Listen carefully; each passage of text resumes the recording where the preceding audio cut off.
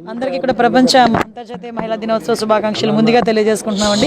ఈ రోజు ఒక మంచి ఇనిషియేషన్ కి తీసుకున్నారు విజయవాడ సిపి గారు. ఎందుకంటే చాలా మంది ఇంటలెక్చువల్స్ ని, వివిధ రంగాల్లో నిష్ణాతులైన వాళ్ళని, అదేవిధంగా కొంతమంది ఐపీఎస్ ఆఫీసర్స్ ని అందరినీ కూర్చోబెట్టి ఈ రోజు ఒక డిస్కషన్ స్టార్ట్ చేశారు. స్వతంత్రం వచ్చే 75 సంవత్సరాలు దాటినా కూడా ఎక్కడో ఒక చిన్న డిస్క్రిమినేషన్, ఎక్కడో అక్కడ మగాళ్ళ పని చేశారనో, లేకపోతే మగాళ్ళ పని చేయట్లేదనో, లేకపోతే ఇంకా ఆడపిల్లే అనో, చిన్నపిల్ల దగ్గర నుంచి ఎంత వయసు వచ్చినా, ఎంత ప్రొఫెషన్ లోనో, ఎన్ని రాజకీయ రంగంలో ఎన్ని కీలకంగా ఉన్నా కూడా ఎంతో కొంత డిస్క్రిమినేషన్ ఎదుర్కొంటున్న ఇటువంటి సిచ్యువేషన్స్ లో కూడా ఈ రోజు ముందుకు నిలబడి మేము అన్ని రంగాల్లోని కూడా ముందుంటాము, అన్ని రంగాల్లోని కూడా మేము ముందుకు రాగలమని నిరూపించిన ఎంతో మంది మహిళా మనుల్ని స్ఫూర్తిగా తీసుకొని ఈ రోజు అంతర్జాతీయ మహిళా దినోత్సవం జరుపుకుంటున్నారు.